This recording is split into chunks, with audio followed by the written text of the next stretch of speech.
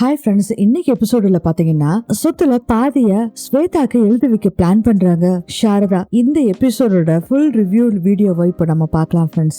அம்மா கேட்ட மாதிரி நீங்க அந்த பொண்ணு யாருன்னு சொல்ல வேணாம், ஆனா அந்த பொண்ணு எப்படி இருப்பாங்கன்னு மட்டும் சொல்லுங்க அப்படின்னு சொல்றாங்க தமிழ். அப்போ வந்து சென்ட்ரல் மிரர் இருக்கு பாத்தீங்களா, அதுல பாரதி அப்படி பாக்குறாரு. அதுக்கப்புறம் ஒரு பாட்டு போடுறாரு, பாட்டு பாடிட்டு இருக்கு. அப்போ நான் கண்டுபிடிச்சிட்டேன் அப்படின்னு சொல்லி தமிழ் சொல்றாங்க. என்னடி கண்டுபிடிச்ச, யார் அது அப்படின்னு சொல்லி லதா எல்லாமே கேக்குறாங்க.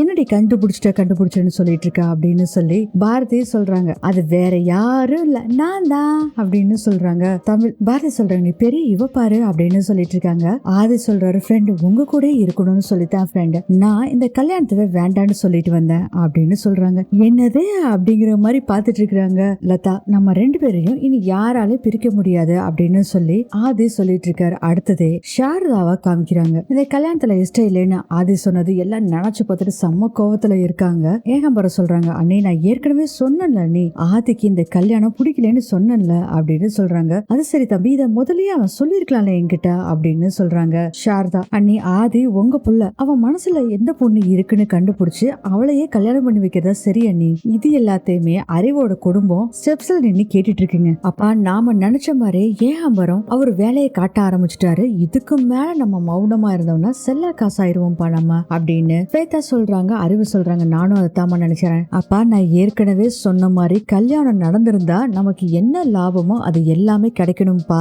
அம்மா புரியுதுமா வா அப்படின்னு சொல்லிட்டு இவங்க எல்லாரும் கீழே இறங்கி வர்றாங்க. இவங்க மூணு பேரும் வந்தோடனே உடனே என்ன மன்னிச்சிரு அறிவு, உன்னோட முகத்தை பாக்குறதுக்கு எனக்கு சங்கடமா இருக்கு அறிவு அப்படின்னு சொல்லி சாரதா சொல்றாங்க. அக்கா என்னக்கா நீ, இது என் பொண்ணோட விதிக்கா, ஒரு தடவைக்கு 2 தடவை மனமேட வந்து இப்படி வந்தது. ஊர்ல என்ன சொல்லுவாங்களோ தெரியல, அதே மாதிரி என் பொண்ணு எப்படி தாங்க போறான்னு தெரியலக்கா. எல்லாமே அவ விதி நினைச்சு இருந்துக்க வேண்டியதான். அறிவு ஊரு 1000 பேசும், அவங்களே நம்ம பார்த்துட்டு இருக்க முடியுமா? என்ன ஆனாலும் சரி ஸ்வேதா தான் என் மருமக, யாராலையும் வந்து மாத்த முடியாது. பார்வதி சொல்றாங்க, அண்ணே நீங்க பேசதான் முடியும் அண்ணே, ஆனா அப்படிங்கும் போதே பார்வதி இந்த கல்யாணத்தை நான் நடத்தி காட்டுறேன் அப்படின்னு சொல்றாங்க. சாரதா, அக்கா வேண்டாம்க்கா, நான் ஊரை விட்டே போறேன்க்கா, அங்கனாச்சு போய் என் பொண்ணோட மனசு மாறுதான்னு பாக்கலாம் அப்படின்னு சொல்லிட்டு இருக்காரு அறிவு. அதை பார்த்துட்டு போச்சுப்போ டிராமாவை குடும்பமே சேர்ந்து ஆரம்பிச்சிருச்சு. கன்றாவி குடும்பம். சரி நீ என்னன்னாலும் சரி ஆதி கல்யாணம் பண்ணிக்க மாட்டா ஸ்வேதாவை, அதெல்லாம் தைரியமா இதுக்கு போடுற நாடகத்தை டென்ஷன் இல்லாம பாக்கலாம் அப்படின்னு சொல்லி நினைச்சிட்டு இருக்காரு ஏகாம்பரம். அறிவு என் மேலதான் தப்பு இருக்கு அறிவு, நான் ஆதிய முழுசா நம்பினேன், அதான் நான் செஞ்ச பெரிய தப்பு அப்படின்னு சொல்லிட்டு உடனே போன் எடுத்து யாருக்கோ கால் பண்றாங்க. யாருக்குன்னு பார்த்தா வக்கீலுக்கு தான் கால் பண்றாங்க. வக்கீல் சார் எங்க இருக்கீங்க? மேடம் உங்க வீட்டுக்கு தான் வந்துட்டு இருக்கேன் மேடம். சரி நான் சொன்னதெல்லாம் எடுத்துட்டு வந்துட்டீங்களா சார்? மேம் நீங்க சொன்னதெல்லாம் எழுதியாச்சு, எடுத்துட்டு வந்துட்டு இருக்கேன் மேடம் அப்படிங்கிறாங்க. சரி வாங்க, போனை கட் பண்ணிடுறாங்க சாரதா. ஏகாம்பரம் நினைச்சிட்டு இருக்காரு, இப்போ எதுக்கு அண்ணி இவங்களெல்லாம் வர சொல்றாங்க, வக்கீல் எதுக்கு வர சொல்றாங்கன்னு ஒரே குழப்பத்துல இருக்காரு. அப்போ ஸ்வேதா சொல்றாங்க, இதுக்கு எல்லாத்துக்குமே நான் தான் காரணம் அத்தை, நான் தான் கிளம்பணும் அப்படின்னு சொல்றாங்க. ஸ்வேதா உனக்கு பெரிய மனசுமா, அதனாலதான் நீ உன்னை பத்தி யோசிக்காம என்ன பத்தி யோசிச்சுட்டு இருக்கன்னு சொல்லும் போதே கரெக்டா அங்க வக்கீல் வந்துடுறாங்க. வக்கீல் வந்து அவர் பேசிட்டு இருக்காங்க. டாக்குமெண்ட்லாம் ரெடி பண்ணிட்டீங்களா அப்படின்னு கேக்குறாங்க. சாரதா ரெடி பண்ணிட்டேன் மேடம், இந்தாங்க படிங்க அப்படிங்கிறாங்க. ஏகாம்பரம் அந்த டாக்குமெண்ட்லாம் வாங்கி படிங்க அப்படின்னு சொல்றாங்க. பதறி போயிடுறாரு ஏகாம்பரம். டாக்குமெண்ட்டை வாங்கி படிச்சு பாக்குறாரு. டாக்குமெண்ட் படிச்சோடனே பயங்கரமா பதறி போயிடுறாரு. என்ன ஏகாம்பரம் டாக்குமெண்ட் படிச்சிட்டீங்களா? அண்ணி படிச்ச நீ, ஆனா அண்ணி நான் என்ன சொல்ல வர்றேன்னா அப்படிங்கும் போதே தம்பி அதுக்கு முன்னாடி நான் சொல்ல வந்ததை சொல்லிடுறேன் அப்படின்னு சொல்லிட்டு அந்த டாக்குமெண்ட்டை வாங்கிட்டு சொல்றாங்க. சாரதா ஸ்வேதாவை கூப்பிட்டு சொல்றாங்க, ஸ்வேதா இன்னும் 3 மாசத்துல ஆதி உன்னை கல்யாணம் பண்ணுனா இந்த சொத்துல பாதி உனக்கு வந்து சேரும் அப்படின்னு சொல்றாங்க. வாங்கி இந்த டாக்குமெண்டா அப்படின்னு சொல்றாங்க. சாரதா வாங்கிக்கோ அப்படின்னு பார்வதியும் சொல்றாங்க. ஏகாம்பரம் சொல்றாங்க, அண்ணி இருந்தாலும் கொஞ்சம் யோசனை பண்ணி செய்யலாமே அண்ணி அப்படிங்கிறாங்க. ஒன்னும் யோசனை வேண்டாம் வக்கீல் சார், இதை வந்து ஆதி கிட்ட நீங்க இன்ஃபார்ம் பண்ணிருங்க. அறிவு இனிமேல் அங்க போறேன் இங்க போறேன்லாம் எதுவும் சொல்லக்கூடாது. ஆனா நீயும் பார்வதி வேணா போய்க்கிங்க, ஆனா ஸ்வேதா எங்கேயும் வரமாட்டா, ஏன்னா அவ என்னோட மருமக, அவ இந்த வீட்டு பொண்ணு, என்னோட முடிவு தான் அப்படின்னு சொல்லிடுறாங்க. அதுக்கப்புறம் வக்கீல் அங்க இருந்து கிளம்பிடுறாங்க. இப்போ பாதி சொத்து ஸ்வேதாக்கு கிடைச்சாருச்சுன்னு ஒரு சந்தோஷத்துல இருக்காங்க. இருந்தாலும் முழு சொத்துமே வேணும்னு சொல்லிதான் வந்து ஸ்வேதா நினைச்சிட்டு இருந்தாங்க. பாதி சொத்து தான் வந்திருக்கு, இனி என்ன பண்ண போறாங்களோ தெரியல. வக்கீல் போன பின்னாடி என்ன பண்றாங்கன்னா அங்க இருந்து சாரதாவும் போயிடுறாங்க.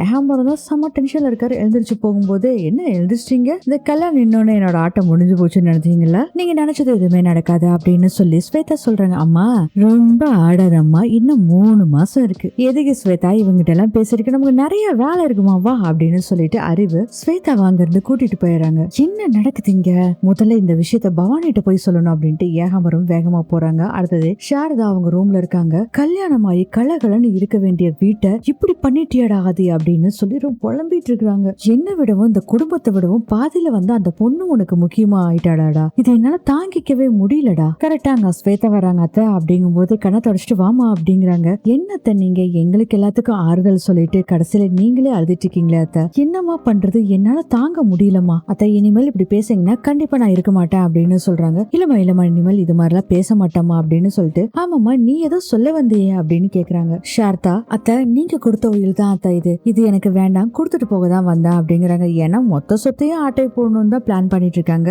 ஸ்வேதா. அரவாசி சொத்து மட்டும் கொடுத்தா எப்படி ஒத்துக்குவாங்க, அதனாலதான் சொத்தை கொடுக்க வந்திருக்காங்க. எனக்கு இந்த சொத்து வேண்டாம் தான் அப்படிங்கிறாங்க. நடிப்புல நம்பியார மிஞ்சிருவாங்க போல இருக்கு ஸ்வேதா. இது உனக்கான சொத்து தான் ஸ்வேதா. அத்தை நான் ஏற்கனவே சொன்னதான் இப்பயும் சொல்றேன், மண்டபத்துல சொன்னா அதே தான் சொல்றேன். எனக்கு இந்த நகை சொத்து எதுவுமே வேண்டாம், எனக்கு மாமா தான் முக்கியம். மாமா மேல வச்சிருக்க அன்பை கொச்சப்படுத்தாதீங்க அத்தை, என்னோட மாமாவோட மனைவிய நான் ஒரே நாள் வாழ்ந்தா கூட போதும் அத்தை அப்படின்னு உடனே மனசு உருகி போயிடுறாங்க. சாரதா, ஸ்வேதா அழுகாத ஸ்வேதா, இப்ப சொல்றேன் ஸ்வேதா, ஆதி உன்ன மாதிரி ஒரு பொண்ணை இழந்துடக்கூடாது. யாரோ ஒரு முகம் தெரியாத பொண்ணுக்காக உன்ன மாதிரி ஒரு பொண்ணை ஆதி இழந்துடக்கூடாது. ஆதி உனக்கு தான், உனக்கு மட்டும்தான். எனக்கு என்ன பண்ணணும் தெரியும் ஸ்வேதா, நீ போக மத்ததெல்லாம் நான் பாத்துக்கிறேன் அப்படின்னு சொல்றாங்க. இதா மைண்ட் வாய்ஸ் ஓடுது ஸ்வேதாக்கு. இத்தனை நாள் இந்த சொத்தை அடையணும்னு குறிக்கோள்ல நான் இருந்தேன். என்னைக்கு என்ன விட்டுட்டு மண்டபத்துல இன்னொரு பொண்ணை புடிச்சிருக்குன்னு சொன்னானோ அப்பவே நான் முடிவு பண்ணிட்டேன், எனக்கு கல்யாணம்னு ஒண்ணு நடந்தா அது ஆதி கூட தான், அதுக்காக நான் என்ன வேணாலும் பண்ணுவேன் அப்படின்னு நினைச்சிட்டு இருக்காங்க ஸ்வேதா. என்ன ஸ்வேதா என்ன யோசனை பண்ணிட்டு இருக்கா அப்படின்னு கேக்குறாங்க.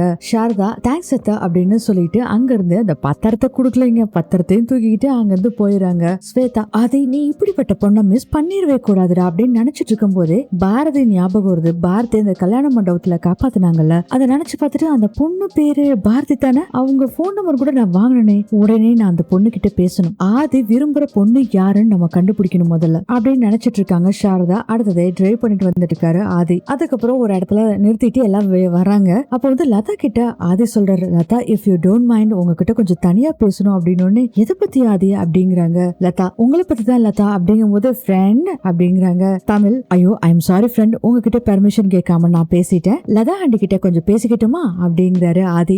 பேசிக்கங்க ஃப்ரெண்ட் அப்படின்னு சொல்றாங்க. தமிழ், உங்ககிட்ட தனியா பேசணும் வாங்கன்னு சொல்லிட்டு முன்னாடி ஆதி போறாரு. உடனே பாரதி கிட்ட லதா சொல்றாங்க, பாரதி ஆதி எதை பத்தி பேச போறேன்னு உனக்கு தெரியுமா, எதை பத்தி பேச போறாரு, போய் முதல்ல பேசு போடி அப்படின்னு சொல்றாங்க. பாரதி காருக்கு பின்னாடி வர்றாங்க. சொல்லுங்க ஆதி அப்படிங்கிறாங்க. லதா, எப்படி எங்க ஆரம்பிக்கிறேன்னு எனக்கு தெரியலையே அப்படிங்கும் போது ஆக்சுவலா லதாக்கு மைண்ட் வாய்ஸ் ஓடுது, ஐயோ ஒருவேளை ஆதி நம்மளதான் பிடிச்சிருக்குன்னு சொல்ல போறாரோ. லதா என்ன யோசனை பண்ணிட்டு இருக்கீங்க, ஒன்னும் ஆதி நீங்க சொல்லுங்க. இல்ல லதா, கேசவ எம்ஜிஆர் இருந்தனால பிடிக்குமா இல்ல கேசவே உங்களுக்கு பிடிக்குமா ஆதி, இப்ப எதுக்கு அதெல்லாம் அப்படின்னு சொல்றாங்க. லதா, இல்ல சும்மா உங்க மனசுல என்ன இருக்கோ அதை அப்படியே சொன்னா போதும் அப்படின்னு சொல்றாரு ஆதி. தூரமா நின்னு பாத்துட்டு இருந்த தமிழ் பாத்தீங்கன்னா, அம்மா ஃப்ரெண்டு லதா ஆண்டி கிட்ட என்ன பேசுறாங்க, எனக்கு என்னடி தெரியும் நீயே கேட்டுக்கோ அப்படின்னு சொல்றாங்க பாரதி. சரி சரிம்மா கோவப்படாதமா அப்படின்னு சொல்லிட்டு இருக்காங்க தமிழ். அடுத்ததே நம்ம லதாவை காமிக்கிறாங்க. லதா அப்படியே வெக்கப்பட்டு கீழே குமிச்சிட்டு இருக்காங்க.